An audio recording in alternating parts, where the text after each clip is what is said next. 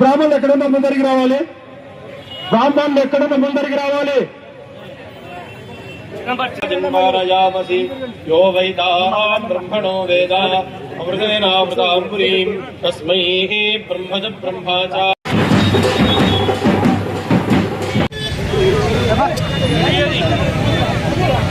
बाबू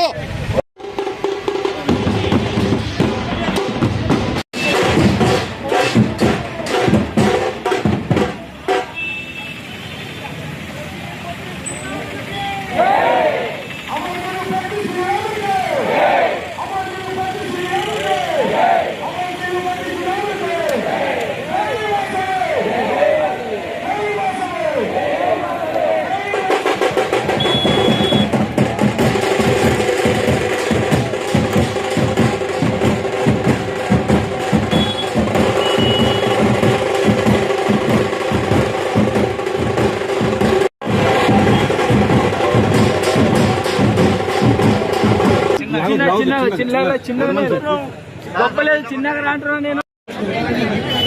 మీరు జరిగితే మేము లాంగ్ పోయి ఇచ్చాం. మీరు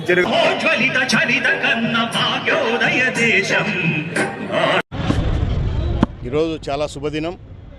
మన శ్రీశైలం నియోజకవర్గంలోని ఆత్మకూరు పట్టణంలో మన నియోజకవర్గ హెడ్ క్వార్టర్సు చాలా సంవత్సరాల నుంచి ఆర్యవైశ్య సంఘాలు కానీ ప్రజలు కానివ్వండి, మహానుభావుడు అమరజీవి పొట్టి శ్రీరాములు గారి విగ్రహాన్ని ఏర్పాటు చేసుకోవాలని చాలా సంవత్సరాల నుంచి మేము అనుకోవడం జరుగుతుంది. కానీ మళ్ళీ గతంలో ఇది కార్యరూపం దాల్చలేదు. మరి ఇవాళ ఆర్యవైశ్య సంఘాల సపోర్టుతో, ప్రజల సపోర్టుతో, అందరి అభిప్రాయాలు మన్ననలతో ఈరోజు ఆ మహానుభావుని విగ్రహం ఇక్కడ ఏర్పాటు చేసుకోవడం జరిగింది. ఎందుకంటే పొట్టి శ్రీరాములు గారి గురించి మనం ప్రత్యేకంగా మనం పదే పదే చెప్పుకోవాల్సిన అవసరం లేకపోయినా ఈరోజు మాత్రం ఖచ్చితంగా ఆయన గురించి 2 మాటలు చెప్పుకోవాలనే ఉద్దేశంతోనే ఆయన చేసిన 58 రోజుల దీక్ష ఆంధ్ర ప్రజలకి, తెలుగు మాట్లాడే వాళ్ళకి రాష్ట్రం సపరేట్గా ఉండాలని చెప్పేసి ఆయన చేసిన త్యాగం ఏదైతే ఉందో ఈరోజు మనం ఆ ఫలాలన్నీ కూడా అనుభవిస్తూ ఉన్నాం. దాంతోపాటే భారతదేశంలో భాషా ప్రయుక్త రాష్ట్రాలు కూడా ఏర్పడడానికి కూడా ఒక కారణమైంది. ఆ రోజు ఆయన చేసిన త్యాగమే ఈరోజు మన ఆంధ్రప్రదేశ్ అనేది తెలుగు వారి కోసం ఆయన పడిన కష్టము, ఆయన చేసిన త్యాగం మనం అందరం గుర్తు తెచ్చుకోవాలా.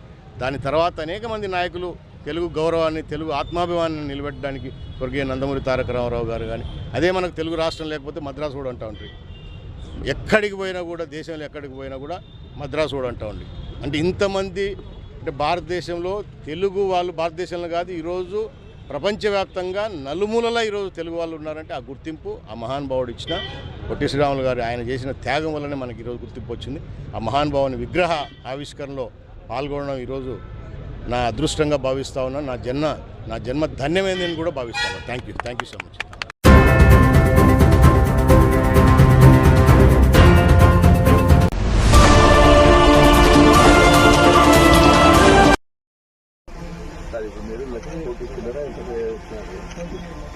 మీరు 5 కోట్లు ఇచ్చినా పని చేస్తారండి. రేటుకి కాదు, రాదు కదా అవి. అట్టేటప్పుడు మీరు ఎందుకు మీరు ఆఫీసర్లకు చెప్పలేకుండా తీసుకెళ్ళి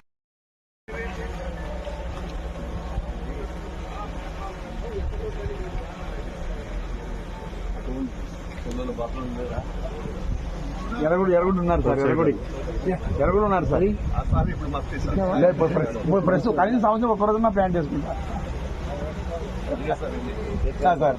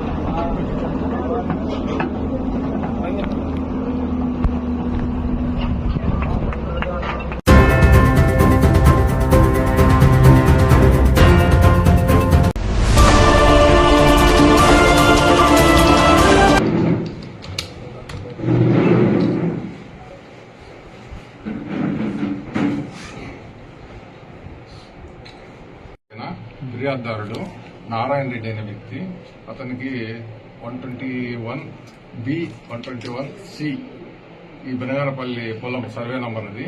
ఆ పొలంలో అతనికి చుక్కల భూమి ఉంది. ఆ చుక్కల భూమిని పట్టా భూమిగా మార్చుకునే దానికోసము అప్రోచ్ అయినాడు ఇక్కడ. ఇది 2 years కింద 23 అప్లై చేసినాడు, 2023 అప్లై చేసినాడు. కానీ అప్పుడు పని కాలేదు. అప్పుడు ఎక్కువ డబ్బులు డిమాండ్ చేసినారంటే పని చేయలేదు వాళ్ళు. తర్వాత ఇప్పుడు అదే విషయం గురించి నా సెక్రటరేట్ హుసేన్ బాషా ఆయనకు ఫోన్ చేసినాడు. సర్వేర్ వచ్చి హుసేన్ బాషా అతను ఫోన్ చేసినాడు నారాయణ రెడ్డికి. నీకు అప్పుడు కాలేదు కదా, అప్పుడు ఎక్కువ అడిగినారు అమౌంట్, ఇప్పుడు 1.5 ఫస్ట్ 1.5 అని అడిగినాడు. 1.5 కానీ 1 వరకు అవుతుంది అమౌంట్. 1 lakhs 1.5 వరకు అమౌంట్ అవుతుంది. నువ్వు వస్తే ఎంఆర్ఓ పని చేస్తున్నాడు, నేను ఎంఆర్ఓతో చేపిస్తానని ఫోన్ చేసి చెప్పినాడు. సరే సార్ నేను వస్తే మాట్లాడుతాను. తర్వాత ఈ ఎంఆర్ఓ దగ్గరికి కల్పించినాడు. ఇప్పుడు ఎంఆర్ఓ తర్వాత సర్వేర్ ఇద్దరు కలిసి అతనికి లాస్ట్ ఫైనల్ గా 80,000 డిసైడ్ చేసి 80,000 ఇస్తే మీకు పని చేపిస్తామని చెప్పి డిమాండ్ చేసినారు. ఆ డిమాండ్ ఆ క్రమంలో మేము వాళ్ళు ఈ రోజు అంటే సోమవారం రోజులు 50,000 ఇవ్వమని చెప్పి ఇవ్వాలని చెప్పి డిమాండ్. మిగిలింది పని అయిన తర్వాత ఇవ్వాలని ఒప్పందం అనమాట. ఆ మేరకు ఈరోజు 50,000 తీసుకుంటుంటే ఈ రోజు రాత్రి 8:30 సమయంలో ఆయన ఇక్కడ కరెంట్ ఆఫీస్ దగ్గర ఇది తీసుకున్నాడు. తీసుకున్న తర్వాత పట్టుకొని ఎంఆర్ఓ ఫోన్ చేయించినాము, తీసుకురామని చెప్పినాడు ఆయన. అట్లా ఇద్దరు తీసుకుంటారంటే రెడ్ ఆన్ రెడ్ గా పట్టుకోవడం తీసుకునేది సర్వేర్ ఫోన్ చేయించినాము మేము. అంతకుముందు డిమాండ్ కూడా ఇద్దరు కలిపి మాట్లాడుకున్నాం. అంతే కదా, బట్ ఇద్దరికి ఒకేసారి ఇయ్యలేడు కదా. ఈయన ఆఫీస్ లో ఉన్నాడు, ఆయన అక్కడ ఉన్నాడు. బట్ ఎవిడెన్స్ ఏం చెప్తుంది, ఇద్దరు ఇన్వాల్వ్మెంట్ ఉంది. సర్వే నెంబర్ ఎంత సార్ మీరు చెప్పారు? 121C తర్వాత B కూడా బనగానపల్లి పొలమే. 3 ఎకరాల్లో ఎంత ఉంది బనగానపల్లి పొలమే. బనగానపల్లి పొలమే. ఆయనది వచ్చి గ్రామం వచ్చి కోనాపురం ఉంటుంది. ఆయనది నారాయణ రెడ్డి కోనాపురం. ఇక్కడ పొలం పొలం ఇక్కడే ఉంది, ఇక్కడే ఉన్నాడు ఆయన, అక్కడ ఉన్నాడు. అది మీకు ఫిర్యాదు ఇప్పుడు వచ్చింది సార్? ఫిర్యాదు నిన్న వచ్చింది. ఎవరు సార్ సిబ్బంది మీరు పాల్గొన్నారు? సిబ్బంది నేను, ఓకే, సోమన్ సిఐలు వచ్చి సోమన్ నా పేరు, డిఎస్పీ. సిఐలు వచ్చి రాజా ప్రభాకర్, కృష్ణయ్య, సిబ్బంది.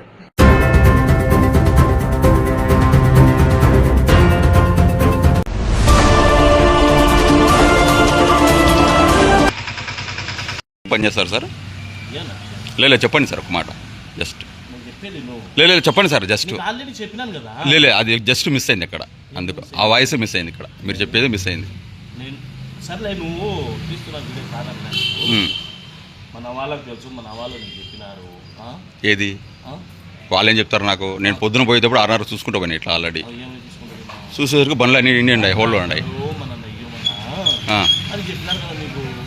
అవు కాంట్రాక్ట్ నువ్వు చెప్పినా నీది ఇక్కడ ఆఫీస్లో నువ్వు చేసే జాబ్ గురించి. నేను ఆపరేటర్వా? ఏది కంప్యూటర్ ఆపరేటర్వా? ఎన్నేళ్ళు ఎక్కడ చేయబట్టి? నేను 10 ఏళ్ళు అవుతుందా? అంటే లోకల్గా మీరు ఇక్కడనే ఉంటారా? అందరూ లోకల్గా ఇన్నే ఉంటాము, మా వర్కర్లు కూడా ఇన్నే ఉంటారు. మీరు నేను కూడా ఇన్నే ఉంటా. ఓకే, లోకల్గానే. కాంట్రాక్టర్ కూడా మీరే కదా? 1 year contractor. 1 year contract. Okay okay sir. Contractor నువ్వేనా? ఎన్నేళ్ళు కాంట్రాక్టర్? 1 year. ఇప్పుడు ఎన్ని నెలల జీతాలు రాక మీకు? 3 నెలలకు కానీ 10,000 ఇచ్చినారు. ఏం సార్ మళ్ళీ మీరు కాంట్రాక్టర్ వేయండి, మళ్ళీ వీళ్ళకి ఏమని చెప్పొచ్చు కదా ఒకసారి.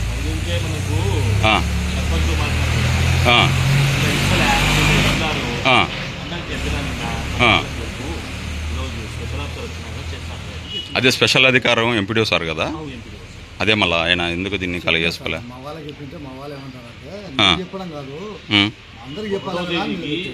ఈ నెల 1వ తేదీకి అందులో వర్కర్స్ ఏమంటారంటే, మేము పని చేస్తాను కదా, నువ్వు పోయేది ట్రాక్టర్ తీసుకుని మేము పని చేయకుండా నువ్వు పోతావా అంటే, సర్లేనా సార్ని పిలిపించాలని పిలిపించేసాను. మా మీద ఎందుకు మళ్ళీ బరువు పడుతున్నా సార్ చెప్పినాడని నాకు చెప్పినా చెప్పింది, మీరేం మాట్లాడుతున్నారు? అప్పుడు మీరిద్దరు మాట్లాడడం కరెక్ట్ కాదులే, అందరూ వర్కర్లో మాట్లాడేది మంచిది. సార్కే చేశాను. సార్ నువ్వు కూడా ఎందుకు చెప్పాలి మన వాళ్ళకు ఆగులేమని సార్ నాకు చెప్పినాడు కదా, ఎక్స్ప్లెయిన్ చేయొచ్చు కదా. ఆగులేమని ఏం చెప్పలే, నేనేమంటున్నా అది రాకపోని నిన్నైతే మన వాళ్ళ నేనే ఎస్సీ కాలం పోయి ఏం ప్రాబ్లం ఏమి అది కాదు నేను ఇస్తున్నా. మొన్న 1వ తేదీ శనివారం ఏం చేస్తుంది మనకు, 1వ తేదీ మన వాళ్ళకు గ్రామ పంచాయతీ వర్కర్లకు వాళ్ళకి ఎవరికైనా ఉంటే జీతాలు ఇచ్చేసేయండి 1వ తేదీకి అని ఆర్డర్స్ ఇచ్చినారు, మాకు కమిషనర్ ఇచ్చినారు పైనుంచి. ఏమి అదే మాట నీకు ఎక్స్ప్లెయిన్ చేశాను, మాట్లాడినా సార్ కూడా వచ్చి నీకు చేస్తానని చెప్పినారు. నిన్న తెలుగు నువ్వు అడిగినావా నేను అడిగినా? నిన్న మన వాళ్ళు చెప్పినాను, తెలపరిచిన మన వాళ్ళకి చెప్పచ్చు కదా అంటున్నా. చెప్పినా సార్ చెప్పుకుంటే ఏమన్నాడని, నువ్వు సార్ ఏం మాట్లాడలేదు మా ముందర మాట్లాడచ్చు కదా. నేను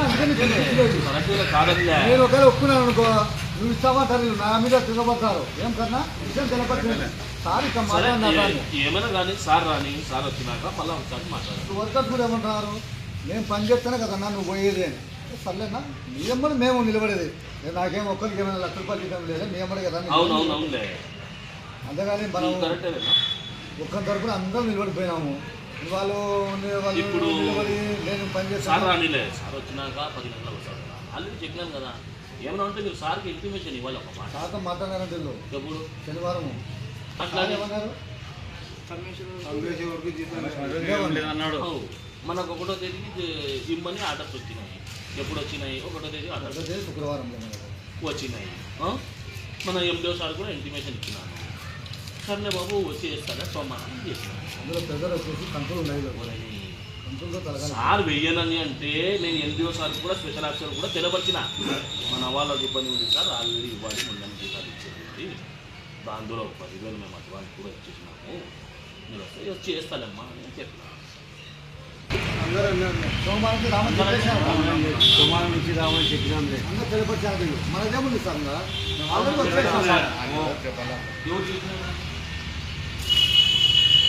మీరు ఎవరు చెప్పారు?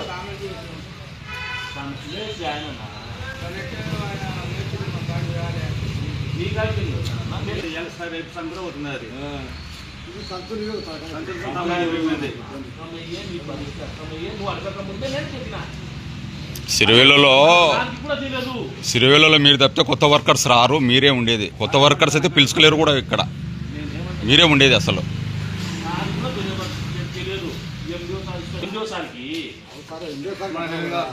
మన వాళ్ళకి 2వ తారీఖు తెలపచ్చు కదా, 1వ తారీఖు జీతాలని తెలపచ్చాను అన్నావు కదా. 2వ తారీఖు అందరినీ కూర్చోబెట్టి ఒక మాట ఇక్కడ అయిపోతాను కదా అంటున్నా. నేను నిన్న సెలవు అన్నావు కదా, శుక్రవారం రోజు పడింది మనం.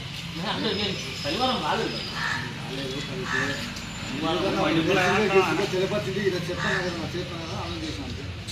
శనివారం నేను రాలే, నేను మాకు చెప్పలే కదా మేము అంటున్నాం.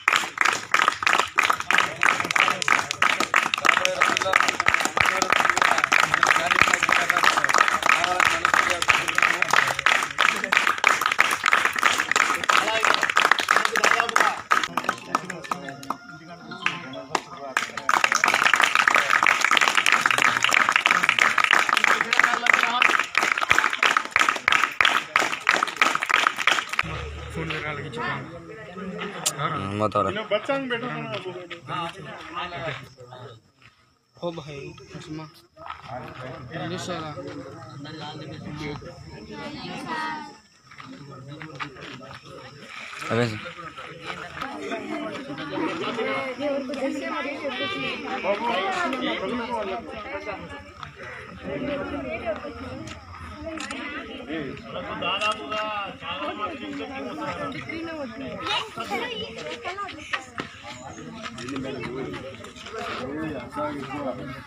చూడండి థమ్సప్ చెప్పినట్టు కాదు గెలిచి రావాలా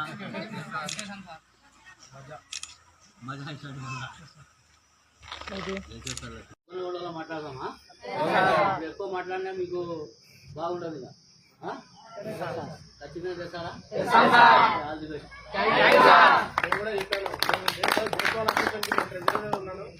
సేమ్ టైం నేను ప్లేస్ కొడితే ఫస్ట్ కానీ సెకండ్ కానీ ఏ ప్లేస్ అనేది కాదు, నేను ఆడనే ఘన సన్మానం చేస్తానని చెప్పాను.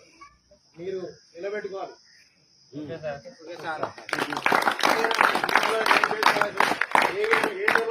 ఓపెన్గా అన్నీ సన్మానం చేస్తాను అందరికీ.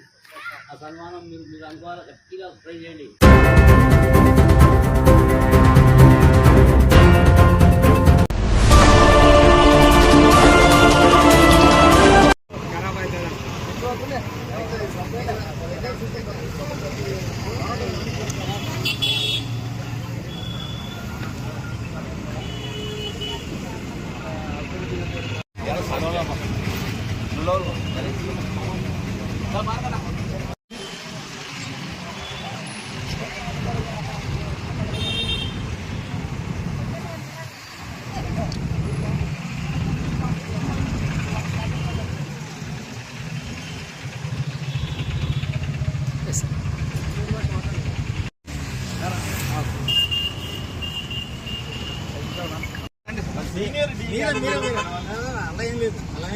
మీరే అప్పట్లో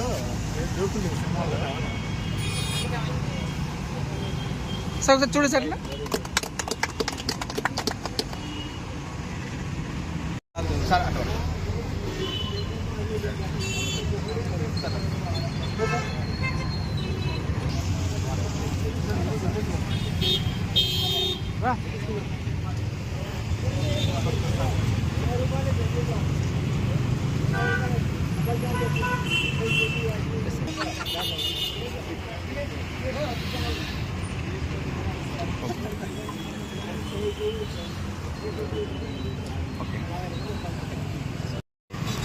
నమస్కారం. ఈరోజు మన నంద్యాల వాసినటువంటి ప్రముఖ వ్యాపారవేత్త సామాజికవేత్త గోలరాశి గారు అన్నగారు నంద్యాల ప్రస్తుతం ఎన్నో సేవా కార్యక్రమాలు చేస్తూ ఉన్నారు. అది డబ్బు రూపంలో కావచ్చు, సేవా కార్యక్రమాలు కావచ్చు, ఎన్నో సేవా కార్యక్రమాలు చేస్తున్నారు. ఈరోజు మంచి శుభదినం అని చెప్పుకోవచ్చు. అంటే ప్రజలందరికీ ఎండాకాలం వేసవి ఎక్కువ ఉండటంతో ఎంతోమంది పాఠశాలకు పోతూ ఉంటారు. పక్క గ్రామాల నుంచి కూడా ప్రజలు వస్తూ ఉంటారు. ప్రభుత్వ కార్యాలయాల నిమిత్తం కోసం, పనుల నిమిత్తం కోసం వస్తూ ఉంటారు. సో వారి కోసం నీళ్లను కొనుక్కోకుండా ఉచితంగానే ఇక్కడ మినరల్ వాటర్ను ఏర్పాటు చేశాము. ఈ కార్యక్రమం ఏర్పాటు చేయడానికి మాకు ఈ కరెంట్ ఆఫీస్కి సంబంధించి డి నాగరాజు సార్ గారు కావచ్చు, మన డి శ్రీనివాస సార్ కావచ్చు, మన డి నాగేశ్వరరావు సార్ గారు కావచ్చు, గొప్ప మనసుతో మాకు ఈ అవకాశం ఇచ్చారు. అంటే ఏర్పాటు చేసుకోవడానికి మేము అడగగానే మాకు ఈ అవకాశం ఇచ్చేందుకు వారికి ప్రత్యేక ధన్యవాదాలు తెలియజేసుకుంటాము. సార్ గారికి నిజంగా మనస్ఫూర్తిగా నమస్కారం తెలియజేసుకుంటాము. ఇలాంటి కార్యక్రమాలు గోలరాశి ఆధ్వర్యంలో ఇంకా భవిష్యత్తులో ఇంకా ఎన్నో సేవా కార్యక్రమాలు చేసుకుంటూ పోతాం. మాకు పెద్దలు అయినటువంటి శ్రీనివాస్ సార్ గారు, అదేవిధంగా నాగేశ్వర సార్ గారు, సాయి సార్ గారు ఎప్పుడు ఉండాలని మనస్ఫూర్తిగా కోరుకుంటూ ముందుగా నమస్కారాలు. ఈరోజు నంద్యాల జిల్లాలోని పలు ప్రాంతాల నుంచి ప్రజలు వస్తుంటారు.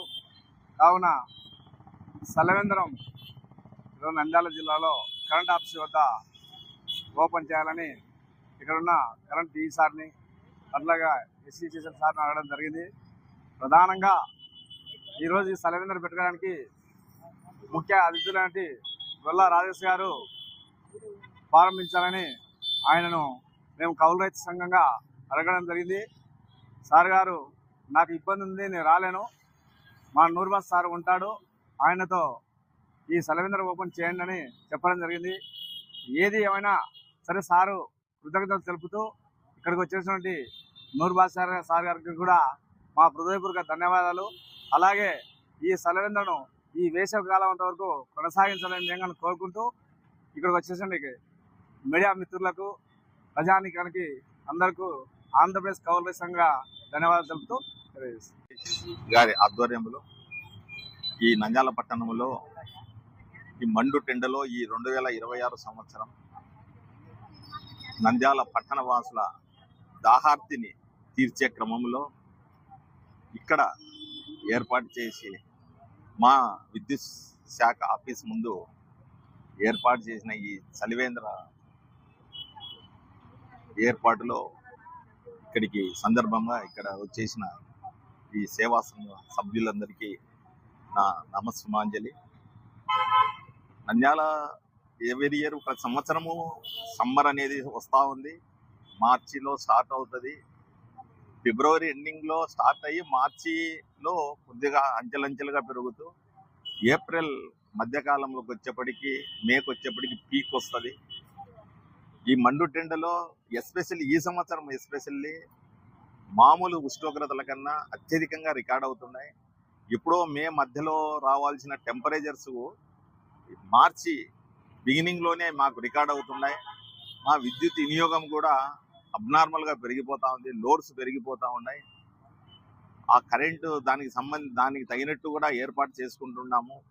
ఎందుకంటే ఒక పూట అన్నం లేకున్నా కూడా ఉండగలరు, కానీ కరెంటు విద్యుత్ లేనిదే మనుగడ లేదు అనే ఈ పరిస్థితుల్లో నంద్యాల పట్టణం జనాభాకు అందరికీ దాహార్తిని తీర్చకునే కొద్దిలో కొంత సహాయంగా ఈ పట్టణంలో వివిధ కార్యాలయం సంబంధించిన ఆఫీసులకు వచ్చే వాళ్ళకి కానీ, రైతాంగానికి కానీ, కార్మికులకు కానీ, పట్టణంలోనే వివిధ కార్యక్రమాల మీద వచ్చే ప్రతి ఒక్క వ్యక్తికి చేదోడు వాదోడుగా ఈ చలివేంద్రం ఏర్పాటు చేయడం చాలా హర్షణీయము, అభినందనీయము. ఇంకొకటి ఏంటంటే ప్రతి ఒక్కరికి మండు టెండలో వచ్చేప్పుడు కూల్ డ్రింక్ షాప్స్ అక్కడికి పోయి చల్ల నీళ్ళు అడిగితే వాటర్ బాటిల్స్ కొనలేరు. ఆర్థిక పరిస్థితులు మజ్జిగ అవి వాళ్ళు ఎంతసేపు కొద్దిగా వ్యాపార పరంగా చూస్తూ ఉంటారు బిజినెస్. ఆ బిజినెస్ పరంగా వచ్చినప్పుడు ఈ రైతులు కానీ ప్రజలు కానీ అక్కడ పోయి వాటర్ బాటిళ్ళు కొనే స్తోమత కూడా లేని పరిస్థితుల్లో ఉంటారు. వాళ్ళ ఏ కార్యక్రమము ఏ పని మీద వచ్చినా కొద్దిలో కొద్ది ఈ దాహార్తిని తీర్చడం చాలా మంచి శుభకార్యము. ఈ ఇటువంటి కార్యక్రమాలు మీ గోల రాజేష్ గారి ఆధ్వర్యంలో, మన కౌలు సంఘం సభ్యుల ఆధ్వర్యంలో మరిన్ని సాగాలని, అందుకు మా కరెంట్ డిపార్ట్మెంట్ తరఫున ఎక్కడైనా తప్పక సహాయం అందిస్తామని మరొకసారి తెలియజేస్తూ మమ్మల్ని ఈ కార్యక్రమానికి ఇచ్చేసినందుకు ధన్యవాదాలు తెలుపుతూ ముగిస్తున్నాం.